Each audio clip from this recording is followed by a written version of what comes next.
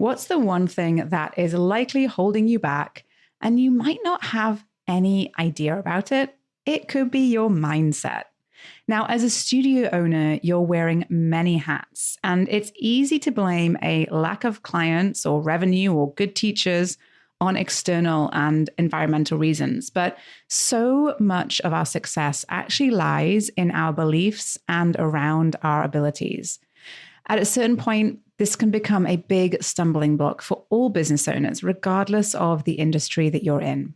Imposter syndrome, limiting beliefs, these are terms you may have heard floating around, but what do they really mean? And how could they be impacting your growth?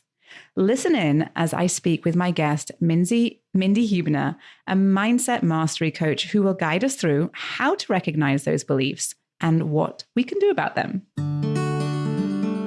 Well, hi there, I'm Sarah Glanfield. I'm a business and marketing strategist just for boutique fitness studio owners like you.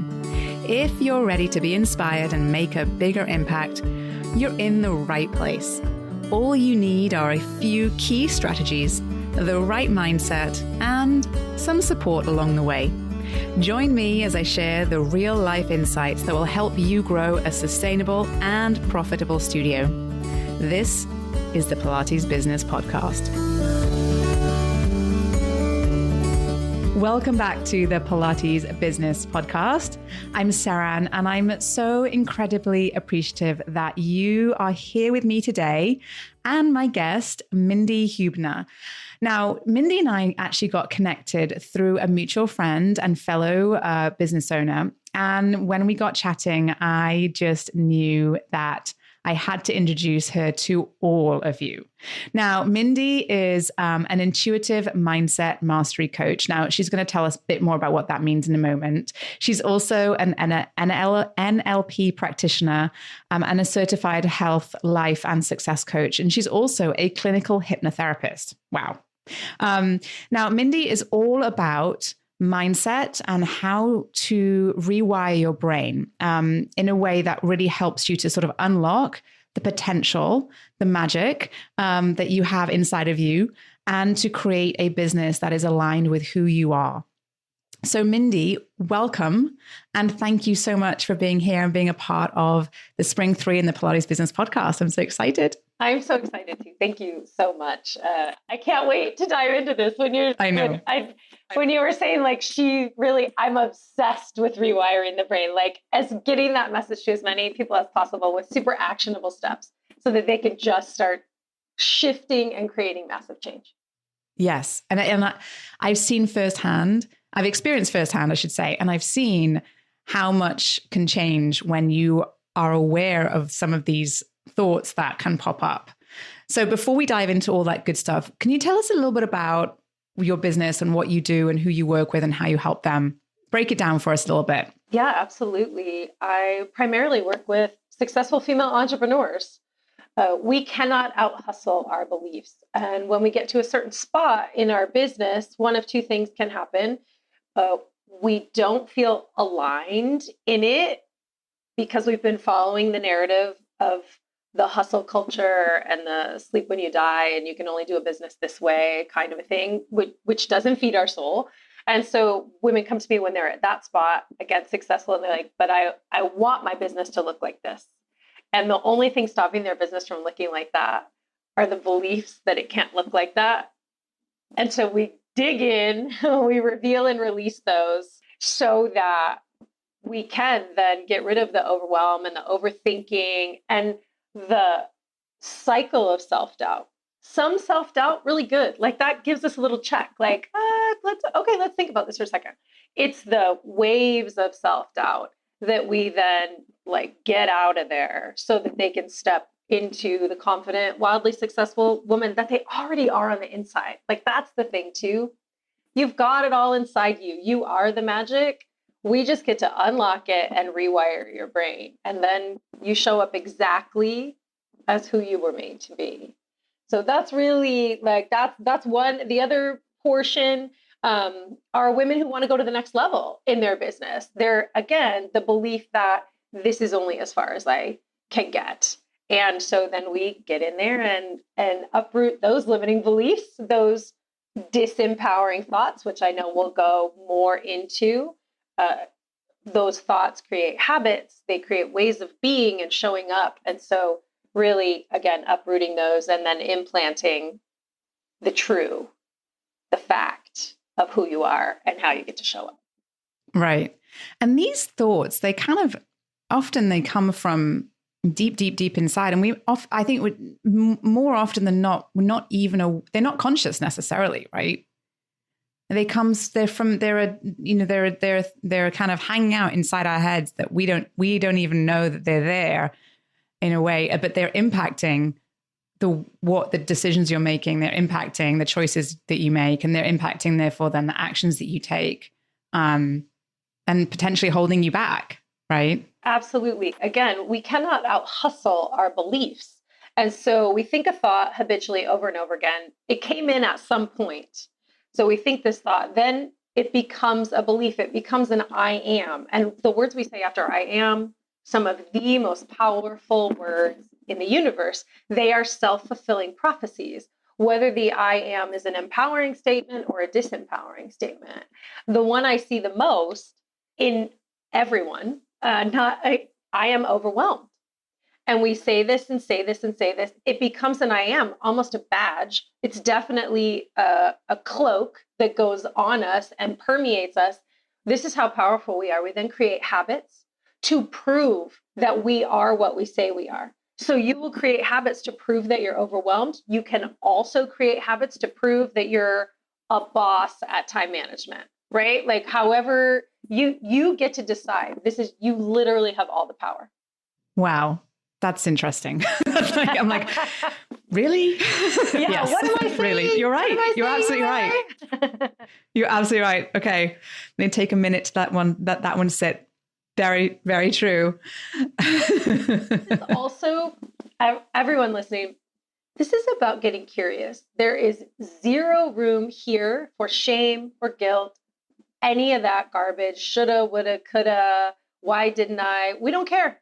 Like you get to just bless and release and now show up and say, I'm going to get curious about this.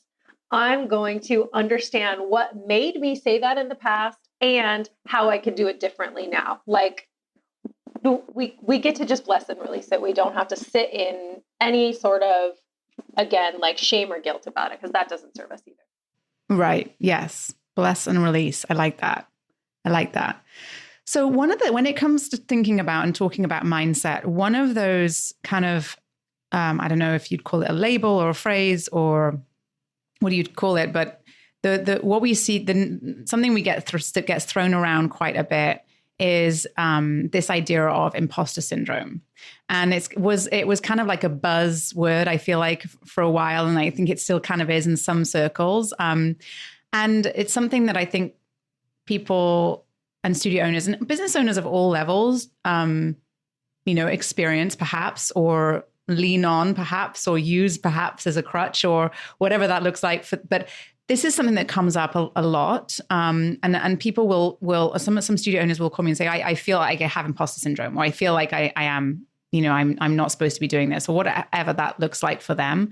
Can you tell us a little bit more about what that really is? How would you describe imposter syndrome and how it kind of shows up and sort of manifests itself for small business owners?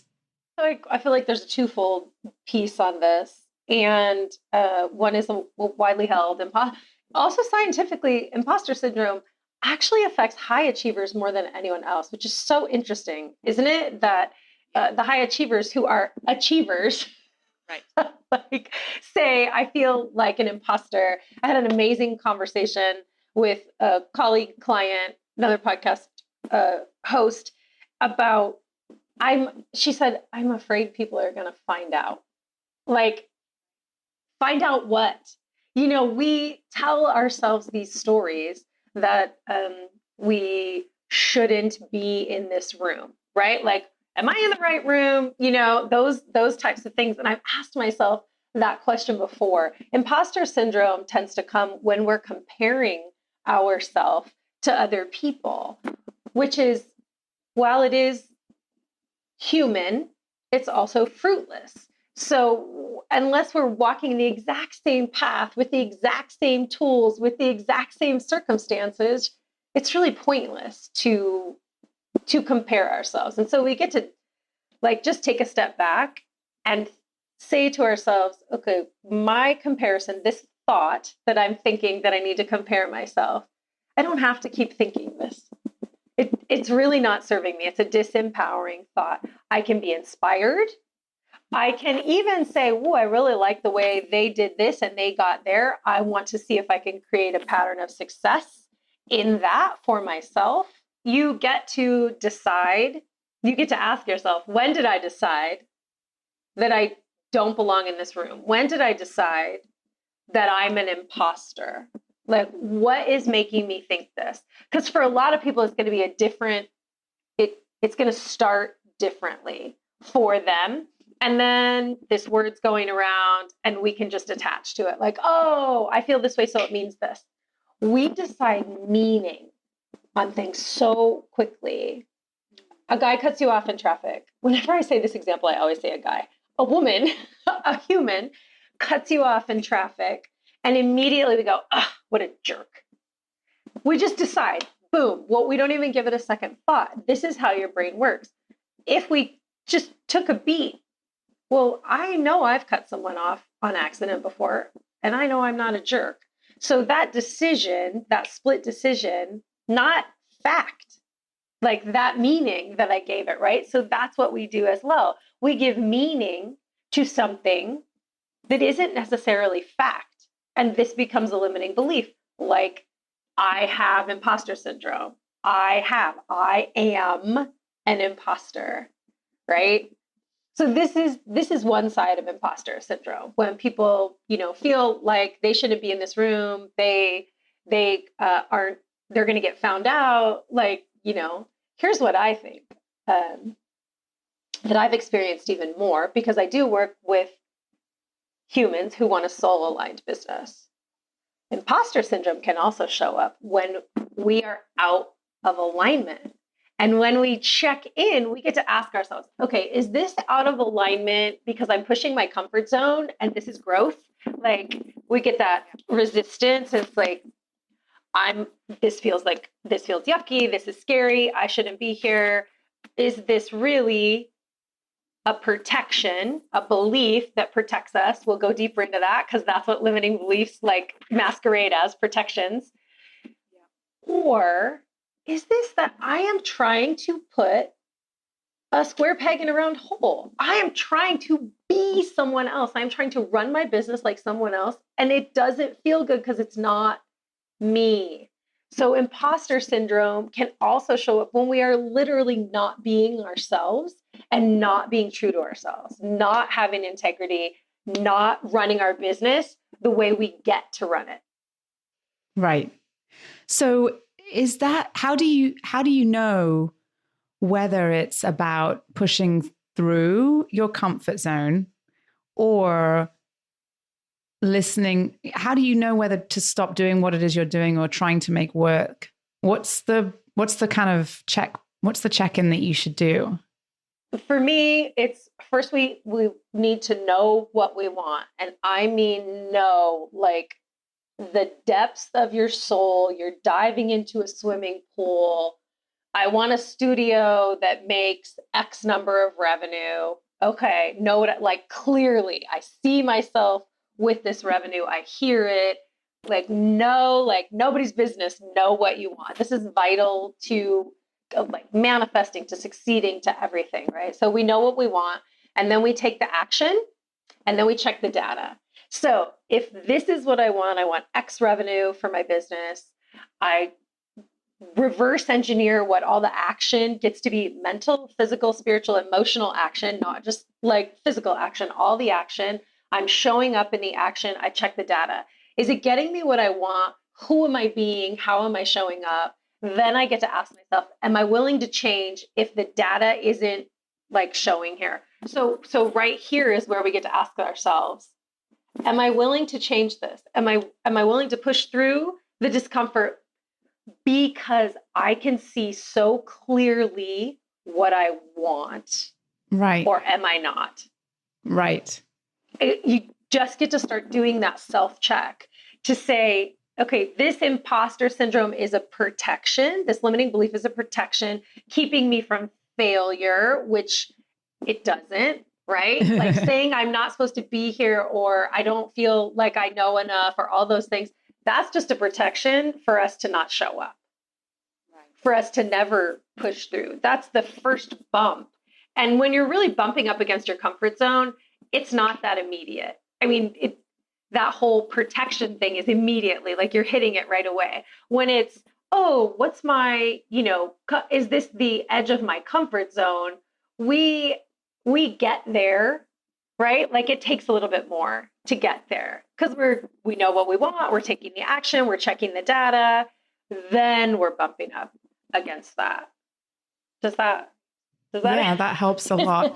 So I see this sort of showing up when people, or when studio owners, or when teachers are trying to implement perhaps a new project in their business. Like perhaps they're trying to implement a new type of revenue stream, like a new program or a new class type or something like that, which is new to them. And they're not, there's a lot of thinking about it that happens. And I think often there's a lot that we feel we need to know before we proceed to take sort of the first step. And I think that along there is a discomfort element that comes up, and there's a lot of unknowns. And so that sort of uncertainty or unknown, does that feed into this sort of, limiting belief, imposter syndrome? Like I don't have it all figured out, but everybody else does. And that's why, that's why I'm not going to be any good at this. Is that all linked into all of that? And how much are we supposed to know before we? Exactly.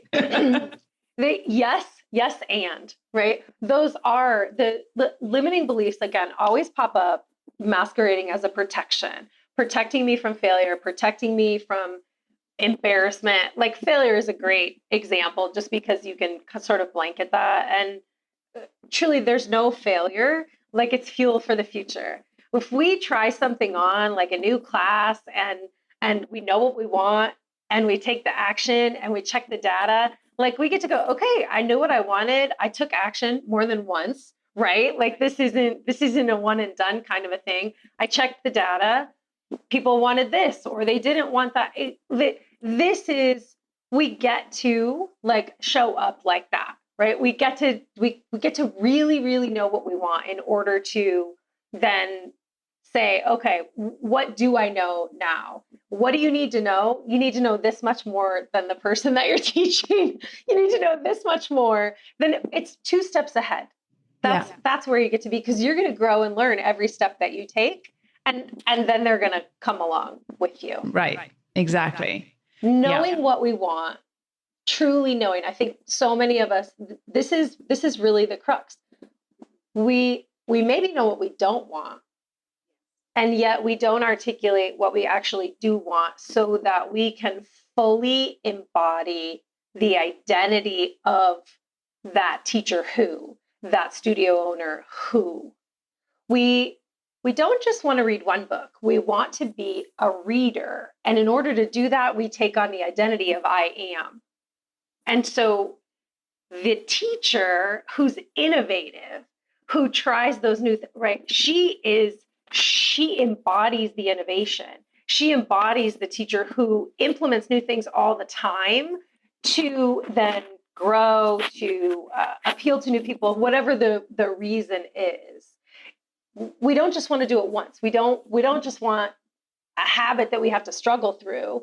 We want to do it. We want to create a process. The secret sauce is being the woman or the teacher or the studio owner who am I being? This is the question that you get to ask yourself all the time. Who am I being right now? Am I being a person who's believing in imposter syndrome? Okay, do I want to stay here?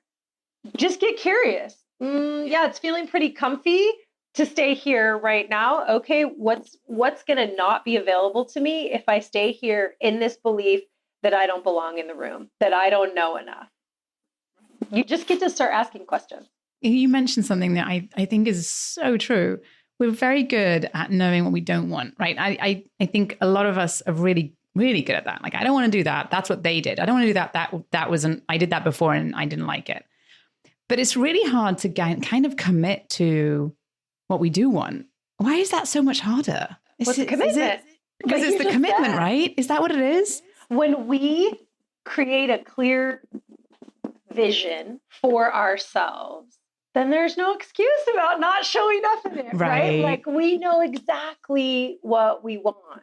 When we know exactly what we want, well, okay, now it's our job, it's our joy. We get to reverse engineer and figure out how to get there in whatever it is. So is there an element? So it's because I think there's maybe some belief that it might be a lot of folks I speak to have a hard time really articulating what they want from their businesses, truly what they really want in terms of not just the revenue numbers, but in terms of the structure of their business and how involved they are and what they're going to be doing in their business. And it's something where, I encourage people to sort of think about their life and their lifestyle alongside the revenue that they want to make. Because I do think they're kind of it's very important for me as a coach, for my studio owners and teachers, that they feel fulfilled by the entirety of what they're doing. Right. So you have a business and a career that is fulfilling both financially, but also incredibly rewarding. And unless you are focused on kind of that balance, you're not going to be able to find that, right? But when I sort of encourage my studio owners and teachers to think about, okay, well, what do you want from your business? Or what is your role? What do you look for, in 2 years? How do you want to show up in your business? What do you want it to look like? It's very, very rare that I have someone who says, I want this and I want it to look like this with that, not that, like this and more of this, And to be honest, I'm not that different. Like, I'm kind of like, I think I can look like 3 months ahead. I do my annual goal planning and I'm like, okay, I think I've got like my 12-month plan, but I'm like, but this is going to be a lot of flexibility and we'll see what happens. And I think, we talk ourselves kind of out of it almost, out of that commitment. And is that because of that fear of failure? Is that because of that limiting belief that we might not get there? Is that all wrapped up in all of that? Yes, and right, because for some people, it's not going to be that. It's going to be something else. It's not necessarily going to be a failure that they don't want to do that. Some people are stuck in the limiting belief that they're not planners. It has to be spontaneous. I can't plan that far ahead in advance. Like, I can't have that much structure. They've chosen this to protect them from creating a structure that lets them get to where they want to get to. And we just get to get curious about it. When you've had, excuse me, a lot of limiting beliefs as well, they come from a lived experience. It's not, some are just made up. Like, we just make them up. We just go, oh, that looks good. I think I'll start believing that. Like, we don't even realize that we're doing it. Others come from a lived experience. I was recently speaking to a client who said, delegating is hard. Like, every time I delegate something important, it never turns out. And this is what I say to clients: pause. Like, let's talk about this. This is so interesting. When did you decide this? And then they tell me when they decided this. So this is her experience. She did delegate a couple really important things that went sideways. They turned out terrible. The brain is like Velcro for negativity and Teflon for positivity. So I then asked her, okay, can you think of any time ever that you delegated something? It doesn't have to be in your business, that it turned out really great.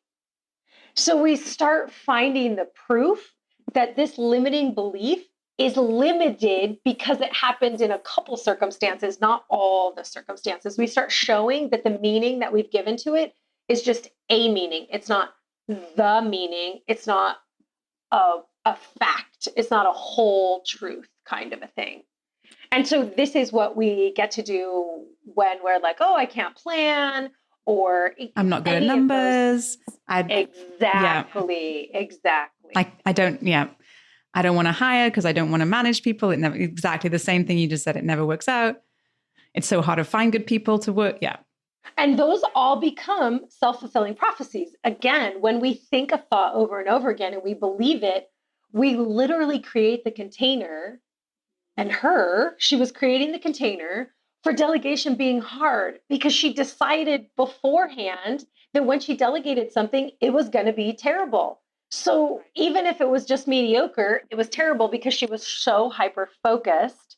And this is how our brain works. Like, it's amazing, isn't it? We get to this is a gift. Like, I'm celebrating the fact that she said that on a coaching call.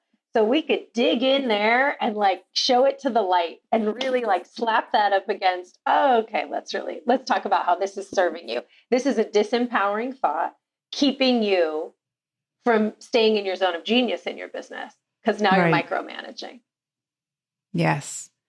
So the other one that comes up a lot, limiting beliefs, is I don't get many new clients because what I do is too expensive for people, or its price is why people don't come.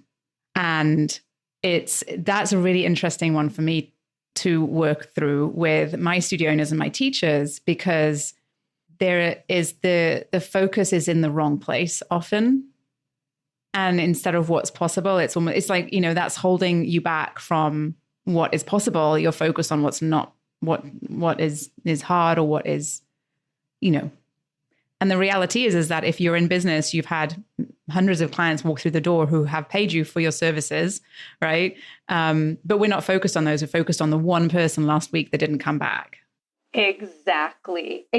So this is a moment where when we rewire our brain, there's a couple things going on here. Number one, like I said, the brain it will go right to negativity.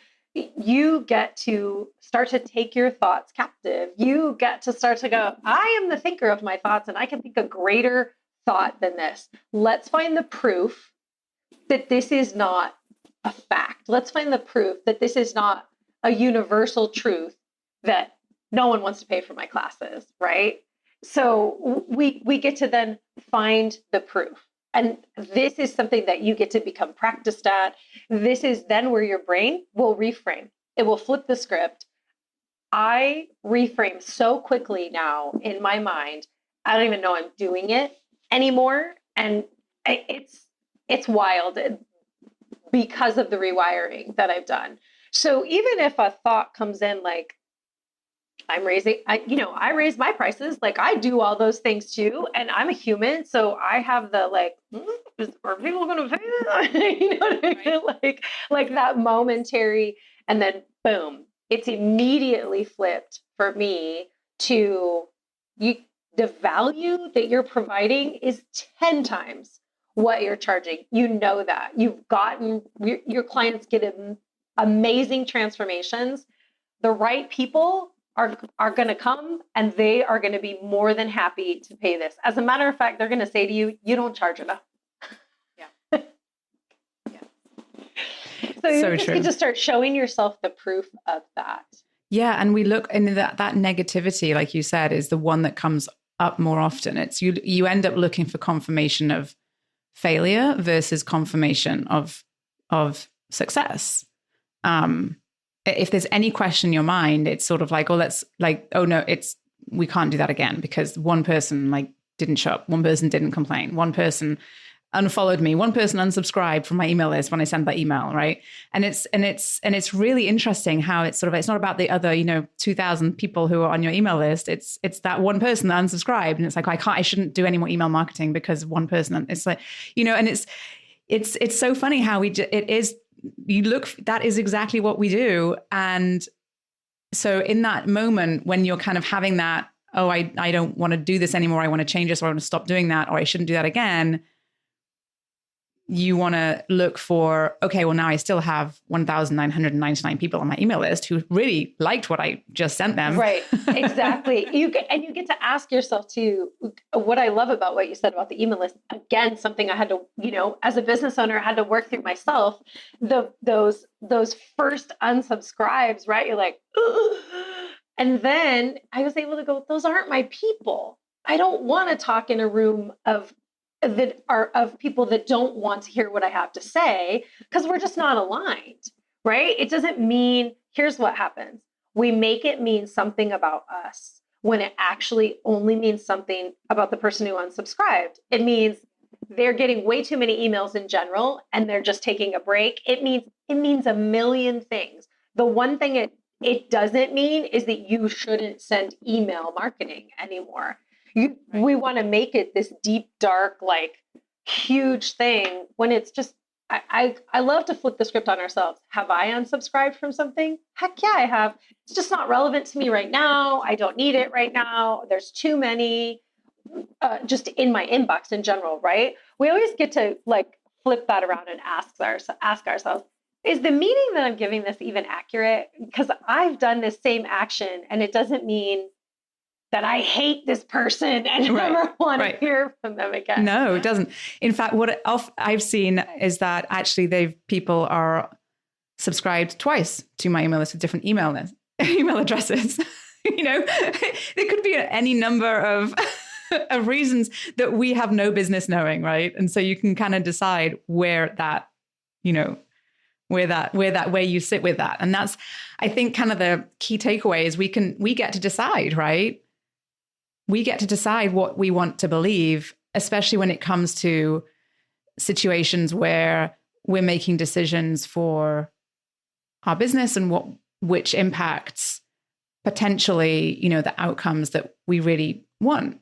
And that awareness is kind of important, I think, to highlight, It takes practice. And this is the beauty. So right now you're practiced maybe at finding the negative, at letting an unsubscribe mean, you're not worthy, like whatever those things are, right? You're practiced at it. Again, the gift is realizing you can practice a more empowering thought to think, to believe, and then to create action around.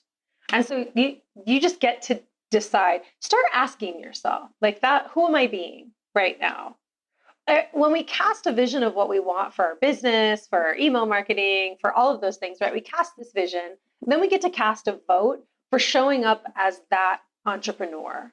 And so if I want to use email marketing because it's smart, because my list is mine, and this is a really good way to nurture and create clients, right? I mean, like hands down, who do I get to be in order to do that? What thoughts do I get to think? How do I get to show up? What books am I reading? What podcasts am I listening to keep casting the vote for being the entrepreneur who knows that email marketing is a really good strategy, and I get to do it in a way that feels good to me.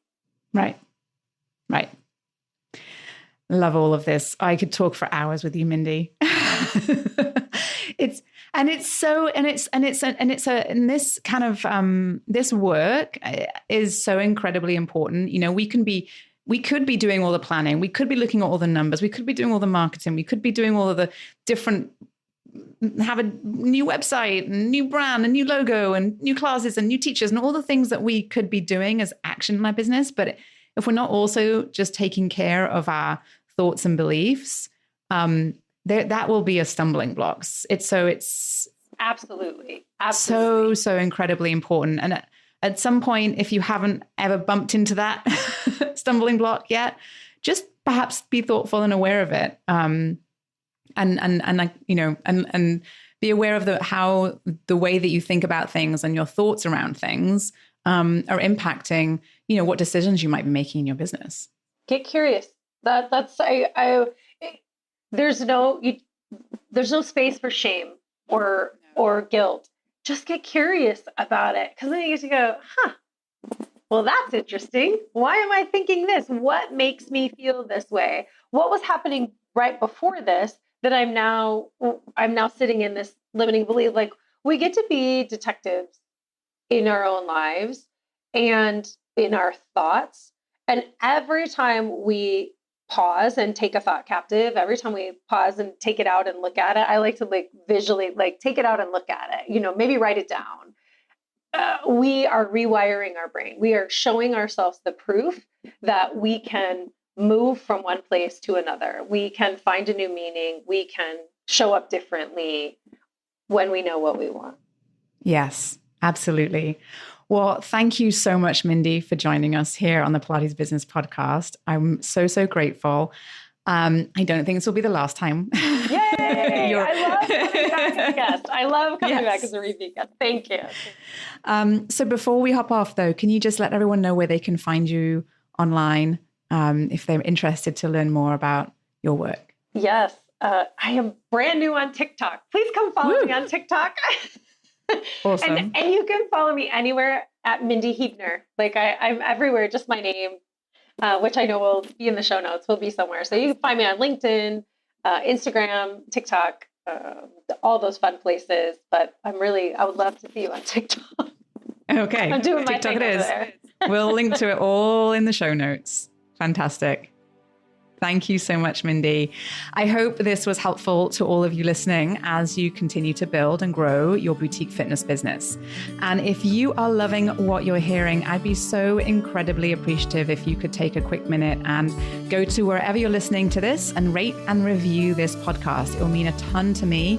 And will also help to get the podcast out into our community so that more teachers and more business owners just like you can feel encouraged and supported on their journey in our industry.